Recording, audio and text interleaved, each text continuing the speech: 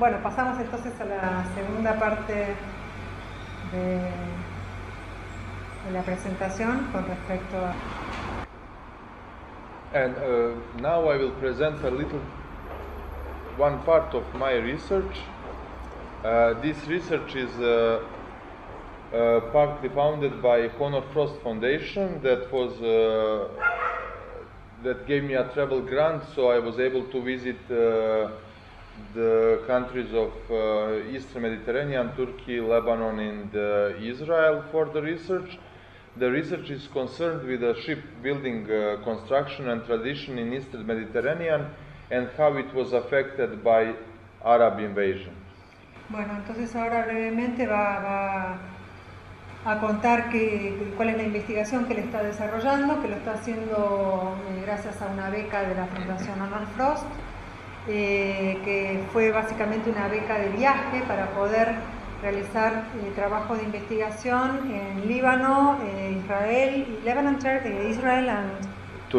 Turquía, sobre el tema de la influencia árabe en la construcción naval en el Mediterráneo Oriental. So, because recently, in the last 2 decades, many new finds came out and many theories were changed, so we was able a little bit more to focus on the year when Arabs started expanding through Eastern Mediterranean, that changed the religion and the culture of the southern part of the Mediterranean and divided the sea. So we can try to find out, I was trying to find out how it affected shipbuilding process and the construction in the Eastern Mediterranean. Él eligió ese tema de investigación porque le pareció que con semejante invasión cultural y religiosa probablemente iba a haber un impacto también en las técnicas de construcción naval en esa zona. So the beginning of the 7th century was very interesting in the Eastern Mediterranean because Byzantine was in the decline, fighting with the Persia on the east. Persians, by the end of the 7th century, by the end of the 6th century, they already took over the power on the Levantine coast on the Middle East for some time, and the Slavic tribes from the west were attacking Constantinople.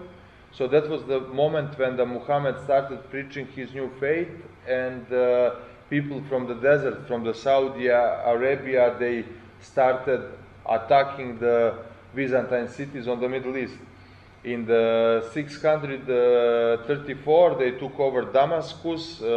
They won on the Yarmouk River, and they started taking over Aleppo, Damascus, Jerusalem, and the most important cities of the Middle East. I went a little bit far away. Perdona. Perdona. Está poniendo en contexto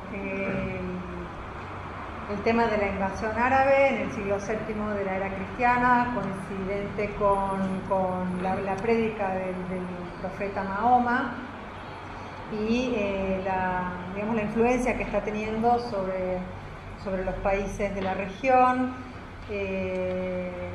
Dijo que estaba en declinación el Imperio Bizantino y después mencionó algo de la toma de Damasco, pero ya... So they started expanding west towards Egypt. In 641, Egypt fell down. Egipto cayó en el año 641. And towards east, towards the Indus River. Y hacia el río Indo. After 1 century, they took over the southern coast of Eastern Mediterranean, and the sea became divided. The southern part were held by Muslims, and the northern part by Christians. Y tiempo después, el Mediterráneo estaba dividido en dos, literalmente, la parte sur dominada por los musulmanes y la parte norte por cristianos. The first question that I would love to answer is how they affected the ship building in the Eastern Mediterranean and transition in hull construction. Entonces la primera pregunta que se hizo es cómo eso incidió en la construcción de los cascos en la zona de estudio.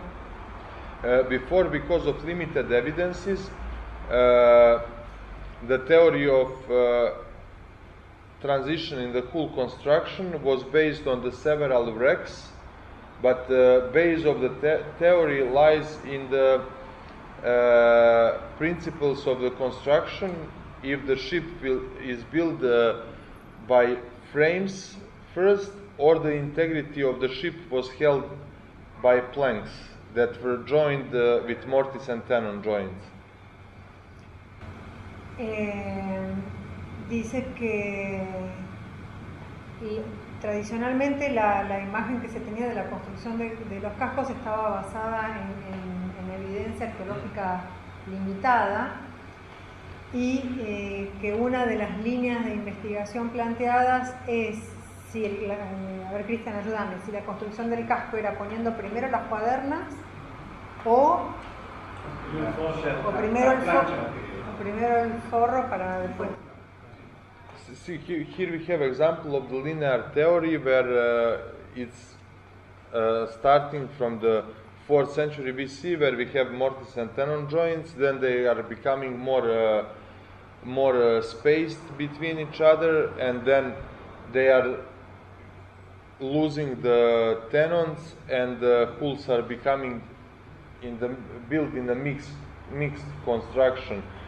That mixed constructional process was characteristic for Yassi-Ada wreck in the 4th century AD, and with Serce-Limani was completed. So the wrecks were completely built by frame first. Cristian, todo tuyo. También se ve una evolución en esos 4 casos que leí de naufragios hidrológicos, en la forma de unir las planchas, las tablas del forro externo. Al principio esas lengüetas que se ven son lengüetas metidas dentro de ranuras y contrajaditas para unir las planchas. Al principio estaban muy juntas una con la otra y después se fueron separando. Ya el último caso donde no había esas lengüetas y simplemente las planchas estaban fijadas a las cuadernas internas. So because of the new evidences, specifically in Israel and in Istanbul, this theory is abounded, and today we know that transitional process was not linear, that was different in the different parts of the Mediterranean.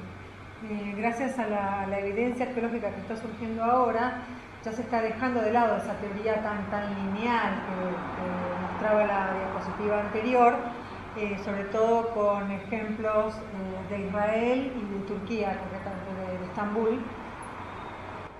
So the wrecks that we will take in account are the wrecks that are found in the Dor Tantura lagoon in Israel, the wreck Yassi-Ada that is mentioned already, Bosborun, the wreck that is found in the southern western Turkey, Yenikapi group of the wrecks from Istanbul, Serce-Limani, and Batager and Agay A wrecks that are found in the southern France.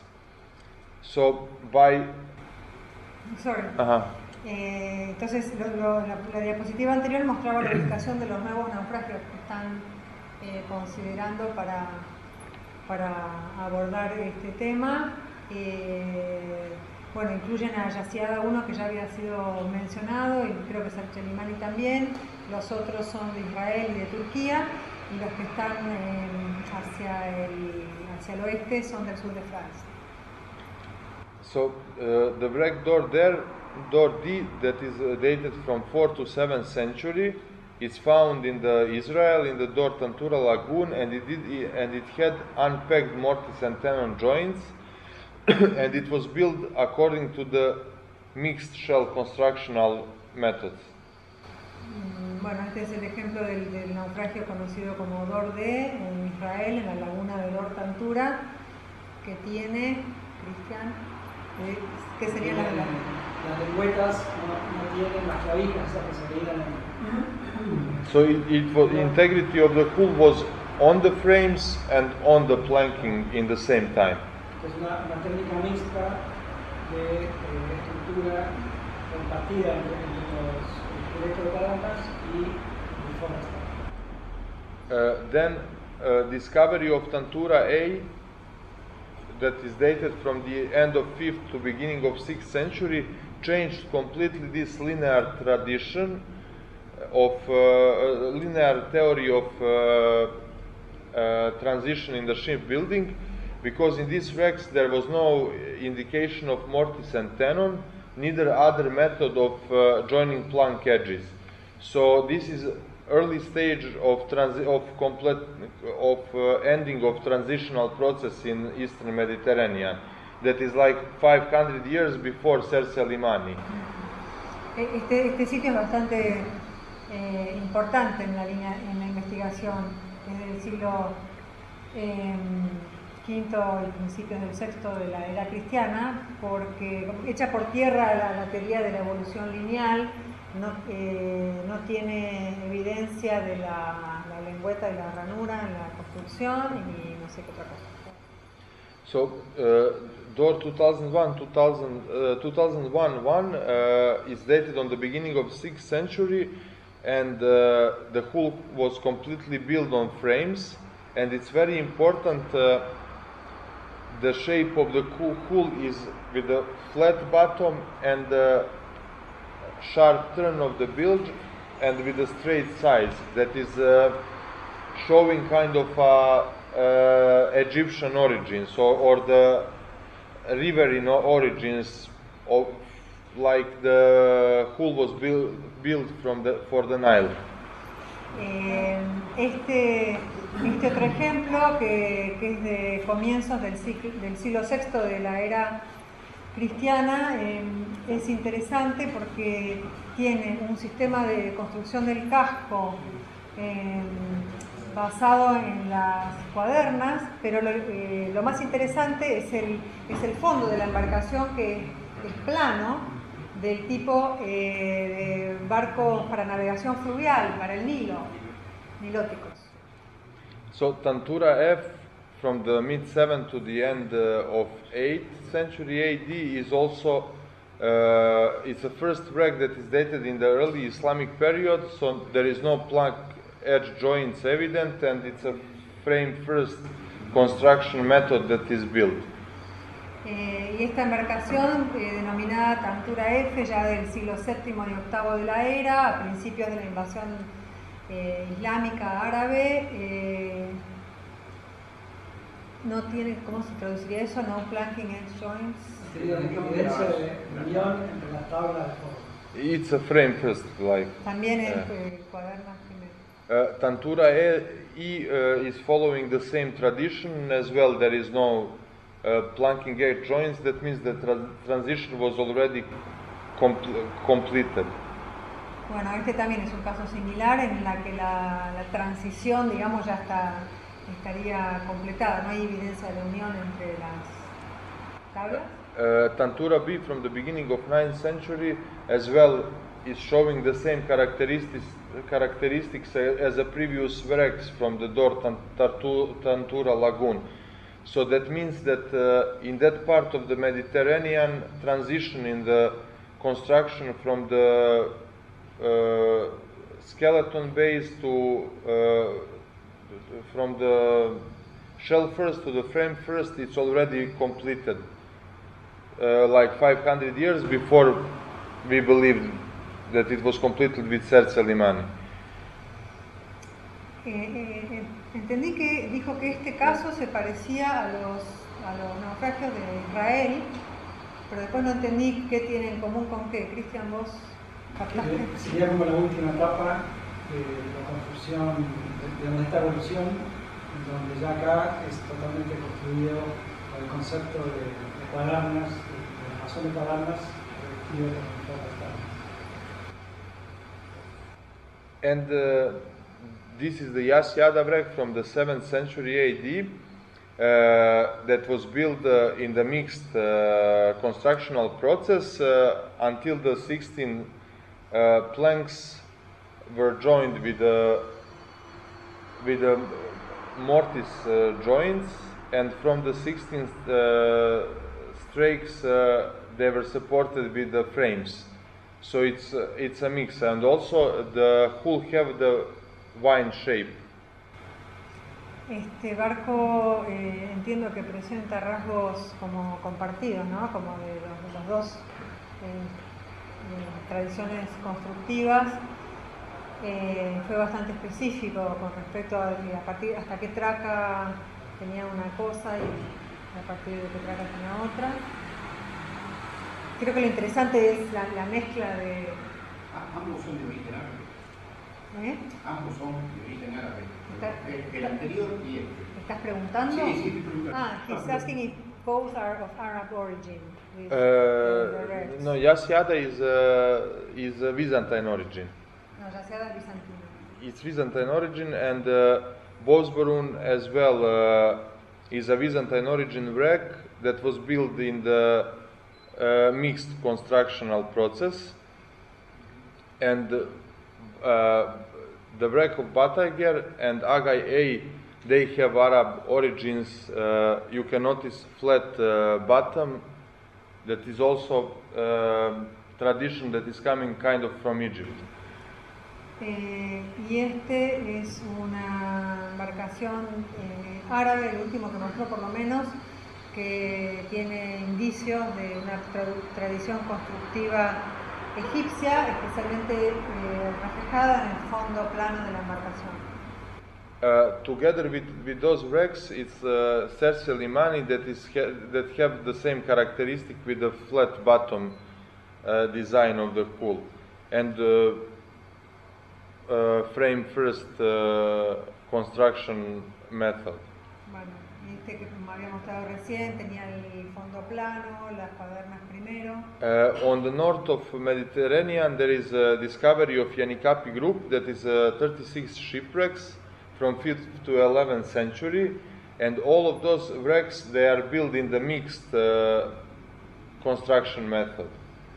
En el Mediterráneo del norte, you said northern Mediterranean, Yeah, in Istanbul, in Turkey. En Turquía tienen este grupo de naufragios conocido como Yanikapi, que abarca el periodo cronológico del siglo V al XI de la era, con 36 naufragios, y que también refleja una técnica de construcción mixta.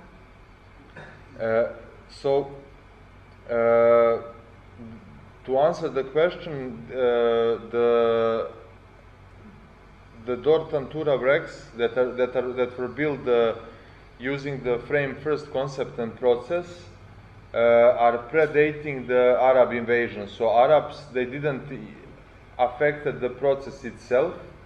The only what they did is they helped the process to move through the Mediterranean. So these wrecks from Dor and Tartura, they were influenced by the Nile origins, Egyptian one, and this tradition was moving with the Arab expansion towards the western African coast and the western Mediterranean.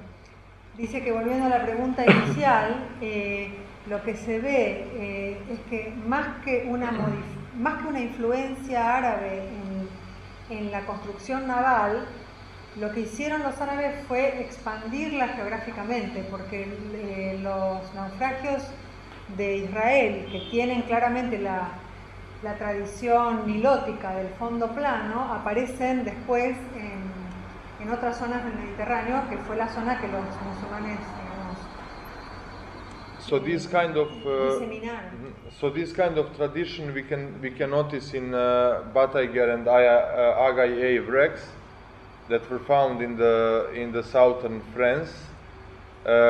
Also Serse Limani wreck is following this kind of tradition from the Nile and Dor and Tartura wrecks. And on another side we have Yasiada, Bosborun and Yanikapi group that are completely different in the hull shape and the ship construction method. Las primeras localidades que mostró, incluyendo los sitios del sur de Francia, son un ejemplo de hasta dónde llegó digamos, la expansión producto de la presencia islámica en una técnica de construcción naval que tiene origen en el Nilo, a diferencia de lo que sucede en las dos últimas localidades que mencionó, o la última, que seguro que por lo menos es el norte de Turquía, que ahí es diferente. So, que son los de Yaziada. As like social and economic factors for affecting ship construction, it might be possible that this separation of the sea affected transfer of the knowledge. So the northern Mediterranean accepted completely frame first, build ships a little bit later. Él cree que en el Mediterráneo del norte, ¿vos entendiste, Cristian, lo último que dijo? Can you repeat, please? Because of socio-economic reasons that were affecting the ship construction process, it might be this difference that on the northern side of the Mediterranean we have the ships that are built in the mixed construction, and on the north already it was clear frame first without any planking edge joints. It might be affected by the separation on the sea and the conflict between the south of Mediterranean and north of the Mediterranean. It's complicated. A ver si entendí que esta diferencia cultural que incluía lo religioso, que era el mundo islámico mediterráneo del sur, el mundo cristiano hacia el norte, seguramente explica estas diferencias en las técnicas constructivas, más allá de cómo pudo llegar hacia el occidente del Mediterráneo una técnica constructiva originada en Egipto. All the ships were same size? No, they were different in size. There is no relation the size of the ship and method of construction? In Dort and Tura wrecks, they were mostly small coasters up to 20 meters, not more. Preguntaron, sorry, I want to translate the question. La pregunta es más que pertinente, si el tamaño de la embarcación no está jugando papel acá, o sea, si la técnica de construcción de la que él está hablando se relaciona con el tamaño de los barcos. Y dice que los tamaños varían, ¿no? Hasta ahí empezó a contestar, pero que de todos modos son barcos que no pasan los 20 metros de eslora, más o menos. Los de un sector que mencionaba no pasan los 20 metros, son barcos costeros. Sorry. You were in the middle of No. In the early Middle Ages, most of the wrecks that were found, they were not huge. They were mostly local coasters or the merchants. They were not a big one. Especially these wrecks from Dor and Tartura, they are not longer than 20 meters. So maybe there are small ships framed and big ships with based on plans. So there is no relationship in the size of the ship and type of construction.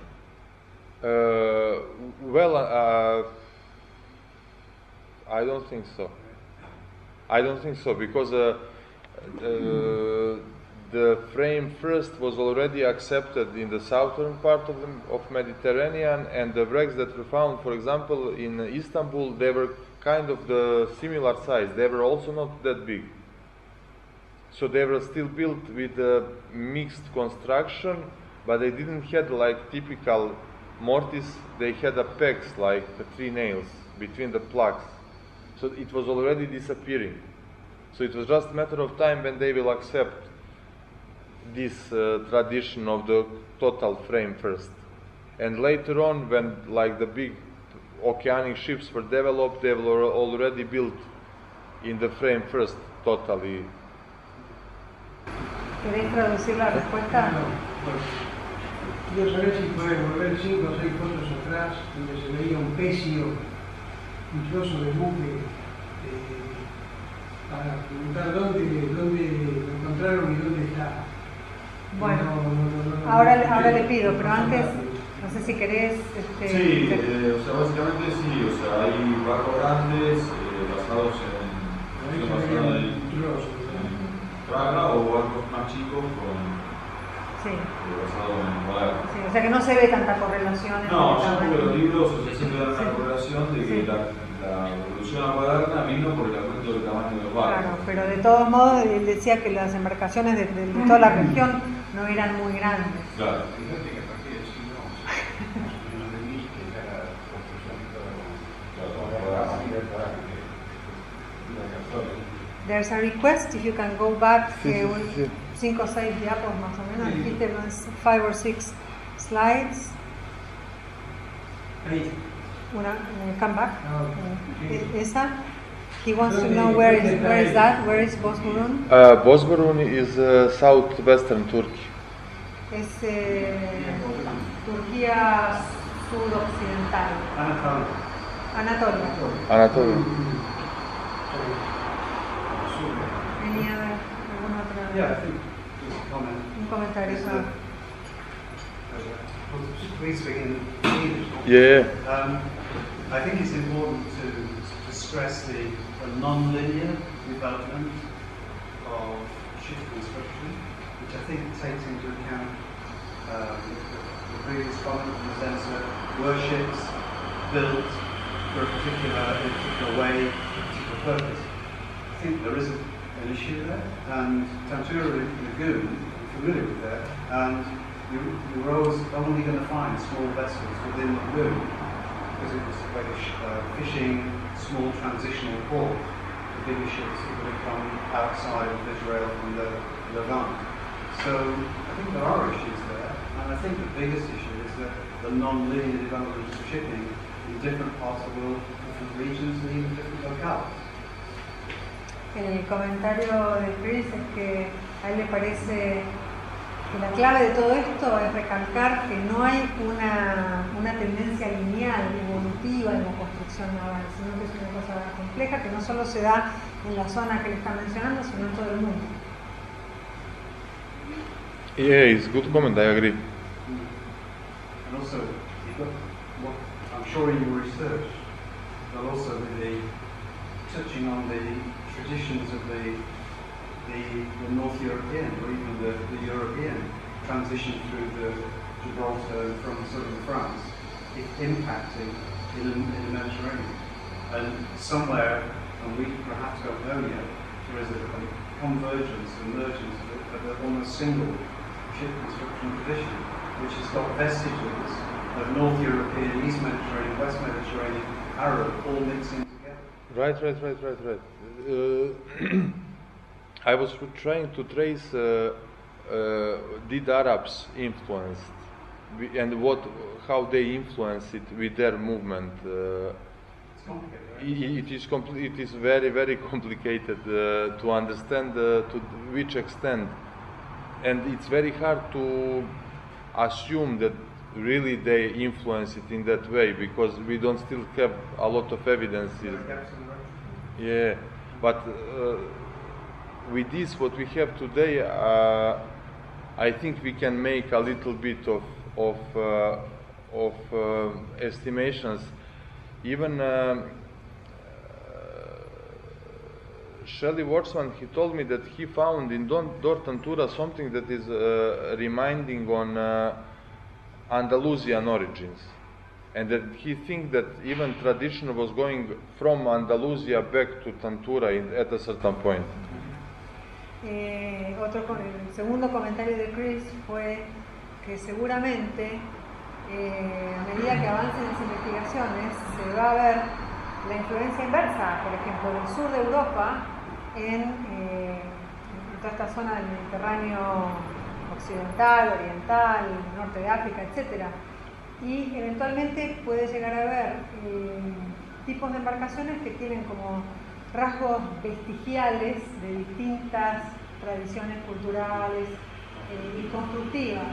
Y Darko dijo que sí, que está de acuerdo con el comentario y que hace poco un investigador que se llama Shelley Waxman, que trabaja en arqueología bíblica marítima, bíblica por decir, él mismo lo llama así, pero de esta parte del mundo, le comentó que había visto sitios que tenían influencia de Andalucía, no sé dónde. Supongo, no sé la fecha. Claro, sí. The Andalusia wrecks were of which period? Arabic or they are Arabic. It's those two, Batagayr and Agay A. They had Arabian Andalusian cargo. It's 10th century. 10th century. Yeah, AD. Del siglo X. It's without anything. It's like and the shape of the hull. It's very reminding on the Dortantura wrecks with a flat bottom. So this is also connection that might go through the coast of Africa and then ending up wrecked in the northern France with the cargo.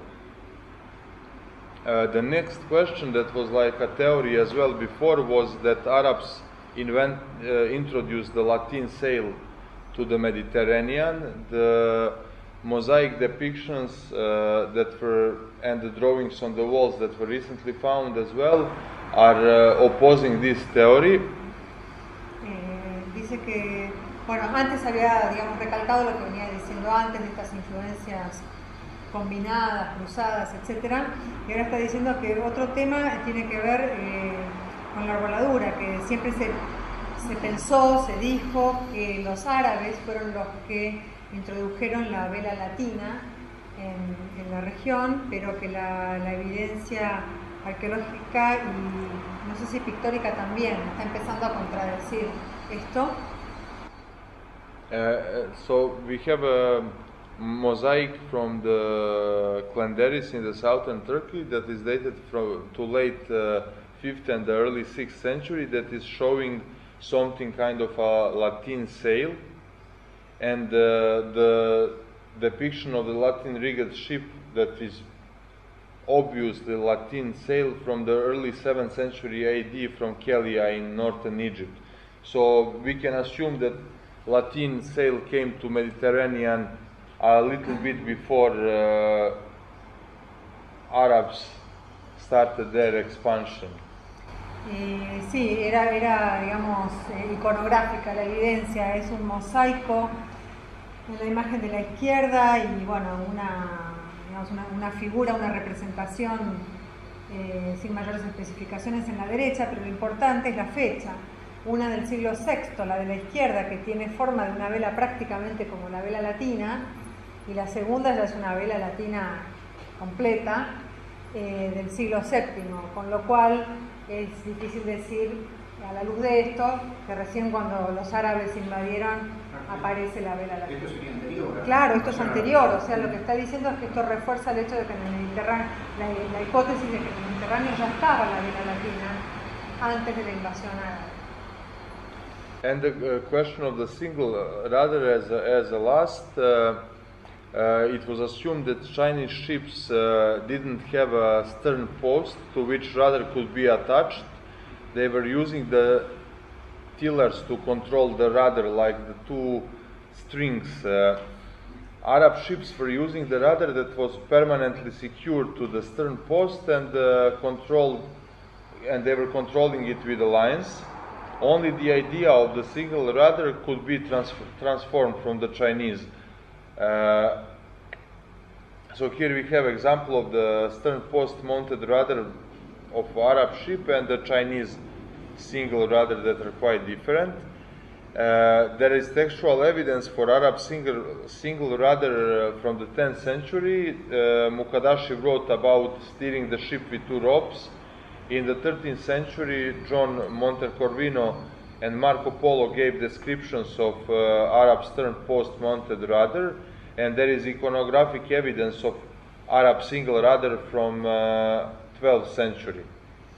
Vessel has a stern post mounted rudder with quarter rudders, as you can see here on the picture.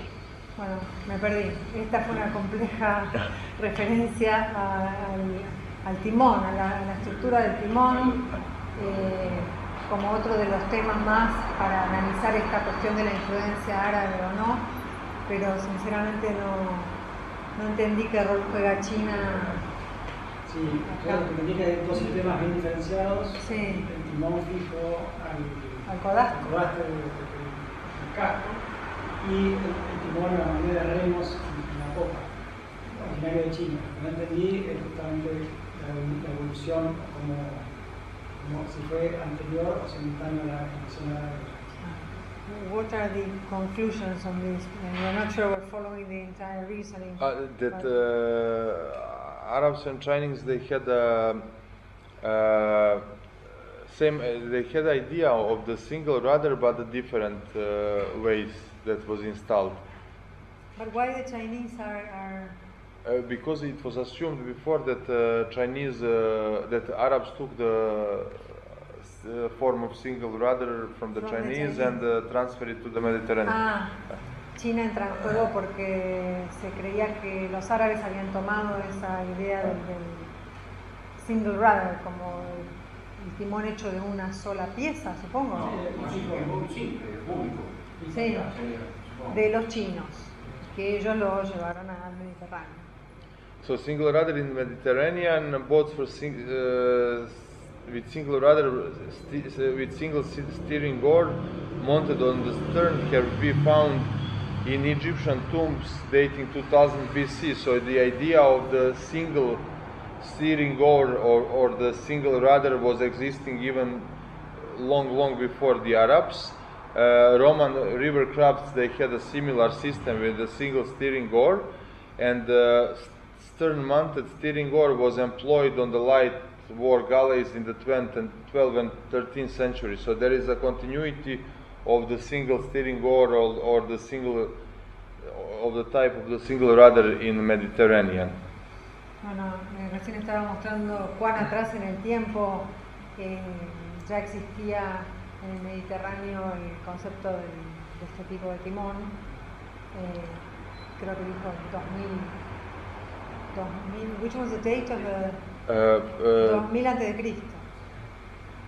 So Arab ships were using single rudder in Indian Ocean in the 10th century, although it was not widely adopted or even used. It is introduced to the Mediterranean by Muslim shipwrights.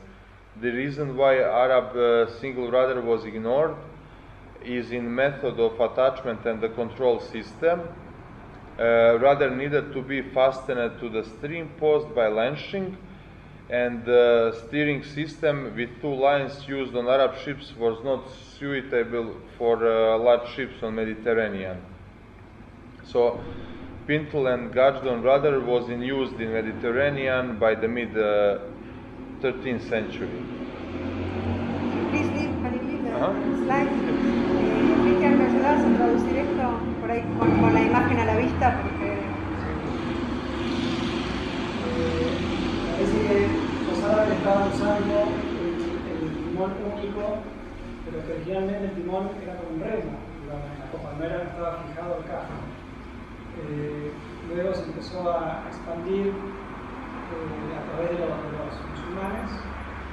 Él dice que una razón por la cual los árabes ignoraron el sistema del timón único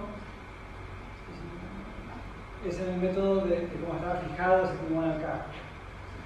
Y dice que finalmente el sistema que finalmente se desarrolló, que fue el de arrastres, o sea, bisagras unidas uniendo el casco del timón, fue en el siglo XIII. okay. So the conclusion will be, despite the political and cultural changes on the shores of Mediterranean itself preserved continuity regarding the ship construction traditions and the rigging of the vessels without significant impact made by Arab invasion. Arab invasion and stabilization on Mediterranean just transferred already existed traditions along the shores they conquered and introduced some new technologies that were modified and used according to existing shipbuilding tradition. Bueno, básicamente son las dos conclusiones principales de la investigación, son que a pesar de los cambios políticos y culturales en sus costas, el mar Mediterráneo preservó su continuidad acerca de las tradiciones constructivas navales y de arboladura de las embarcaciones sin haber habido un impacto significativo resultante de la invasión árabe. Como segundo punto, que la invasión árabe y la estabilización del Mediterráneo simplemente transfirió tradiciones ya existentes a lo largo de las costas que fueron conquistando e introdujeron algunas nuevas tecnologías que fueron modificadas y utilizadas de acuerdo a una tradición constructiva ya existente. Thank you very much.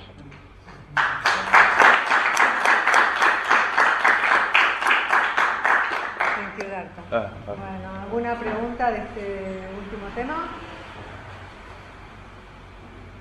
It's more of a statement. It's a really good research thing.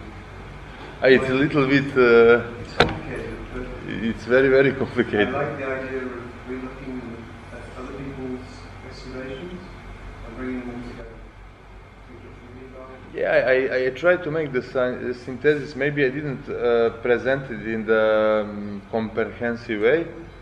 It's a little bit. Well, you can see that you've got some work to do. Lo que dijo Chris, más que una pregunta, fue un comentario.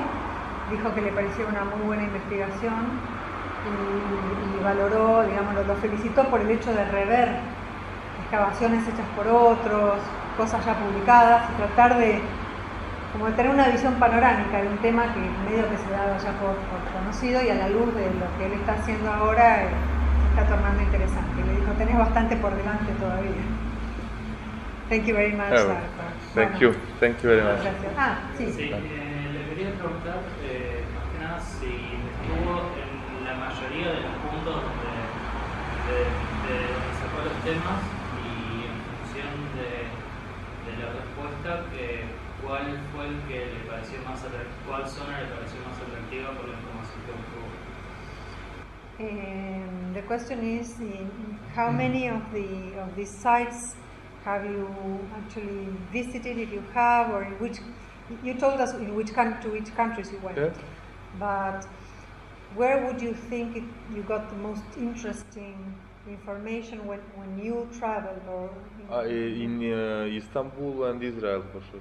Israel, in those two countries. Istanbul. In Istanbul, they have 36 shipwrecks that are found in very good condition of preservation. Most of them are studied already, so that was very good visit. And in Israel as well, they did a good job. Bueno, recalcó lo de Estambul, donde tienen estos 30 y pico de naufragios, y que fue muy interesante estudiarlos. How deep are the shipwrecks? In Israel, they are very shallow. They are found in the shallow. It's a natural anchorage of Dor and Tartura. It's protected by several small islands. So the wrecks were found inside of the base in very shallow water, covered with the sand. And in Istanbul, they are found on land. Oh, no. Yeah, when they were building a few years ago the metro line, they found the metro was passing through the Byzantine harbor that was covered with the silt and the earth, and the wrecks were inside, so they were just excavating them like on land. It's a wet environment. Sorry? Es un medio húmedo, estaban en el medio húmedo. So, wet environment? In Istanbul, more or less. It's like a soil, like a ground. Le le preguntaron a qué profundidad estaban los naufragios, dijo que los de Israel están a poca profundidad y los de Turquía, los de Estambul, están en tierra, que cuando construían el subterráneo atravesaron el puerto bizantino y se taparon con los naufragios. Y que están bastante bien conservados en un sedimento fino.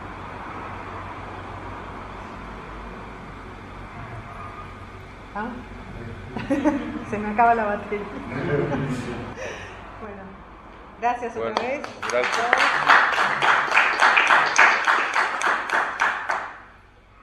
Gracias.